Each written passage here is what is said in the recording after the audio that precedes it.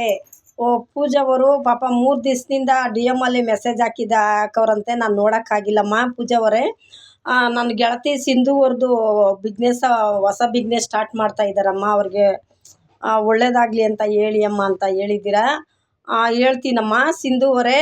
ಆ ಹೊಸ business start ಮಾಡಿದ್ದೀರಲ್ಲ, ಆ ಹೊಸ ಬಿಸ್ನೆಸ್ಸಲ್ಲಿ ನಿಮಗೆ ಒಳ್ಳೆ ಲಾಭ ಬಂದು ಒಳ್ಳೆ ಚೆನ್ನಾಗಿ ವ್ಯಾಪಾರ ಆಗಿ ತುಂಬ ಚೆನ್ನಾಗಿ ನೀವು ಖುಷಿಯಾಗಿ ಇರಬೇಕಮ್ಮ. ನಿಮ್ಮ ಕುಟುಂಬ ಎಲ್ಲನೂ ಒಳ್ಳೆ ಲಾಭ ತರಲಿ.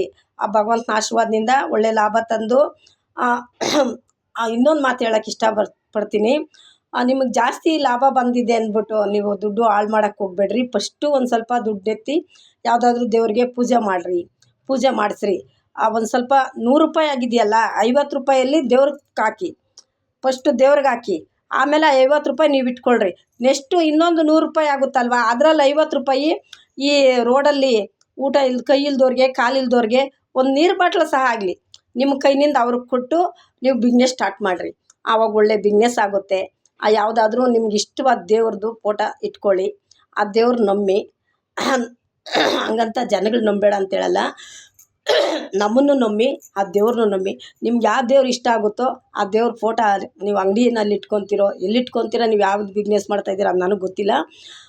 ಸಿಂಧುವರೇ, ನೀವು ಯಾವ ದೇವ್ರನ್ನ ಇಷ್ಟಪಡ್ತೀರೋ ಆ ದೇವ್ರನ್ನ ನೀವೆಲ್ಲಿ ಬಿಸ್ನೆಸ್ ಮಾಡ್ತೀರೋ ಅಲ್ಲಿ ಇಡಿ. ಒಂದು ಕಡ್ಡಿ ಹಚ್ಕೊಂಡು ಆ ದೇವ್ರನ್ನ ಬೇಡ್ಕೊಂಡು ಫಸ್ಟು 100 ರೂಪಾಯಿ ಆಯಿತಾ, ಅದರಲ್ಲಿ 50 ರೂಪಾಯಿ ದೇವ್ರಿಗೆ. ಒಂದು ಹೂವು ತಂದು ಹಾಕ್ತೀಯೋ, ಒಂದು ಊದು ಕಡ್ಡಿ ತಂದು ಹಾಕ್ತೀಯೋ, ಅದು ನಿನಗೆ ಸೇರಿದ್ದು ದೇವರಿಗೆ. ನೆಕ್ಸ್ಟ್ ಎರಡನೇದು ಬಿಸ್ನೆಸ್ ಆಯಿತಾ, ಅದರಲ್ಲಿ ಸ್ವಲ್ಪ ಬಡವರಿಗೆ ಒಂದು ನೀರು, ನಿನ್ನ ಕೈನಿಂದ ಒಂದು ನೀರು ಬಾಟ್ಲು ಕೊಡು. ದೇವರು ನಿಮ್ಮನ್ನು ಕಾಪಾಡ್ತಾನೆ. ಒಳ್ಳೆ ಚೆನ್ನಾಗಿ ವ್ಯಾಪಾರ ಆಗುತ್ತೆ, ಚೆನ್ನಾಗಿ ಬಿಸ್ನೆಸ್ ಆಗ್ತೀರಾ. ಇವತ್ತಲ್ಲ ನಾಳೆ ನನಗೆ ರಿಟರ್ನ್ ನೀವು ಕಾಮೆಂಟ್ ಹಾಕ್ತೀರಾ, ಅಮ್ಮ ನಂಗೆ ಚೆನ್ನಾಗಿ ಬಿಸ್ನೆಸ್ ಆಗ್ತಾಯಿದೆ ನಿಮ್ಮ ಆಶೀರ್ವಾದದಿಂದ, ದೇವ್ರ ಆಶೀರ್ವಾದದಿಂದ ಅಂತ ನೀವು ಕಾಮೆಂಟ್ ಹಾಕ್ತೀರಾ. ಒಳ್ಳೆ ಬಿಸ್ನೆಸ್ ಆಗಲಿ. ಎಲ್ಲರಿಗೂ ಧನ್ಯವಾದ.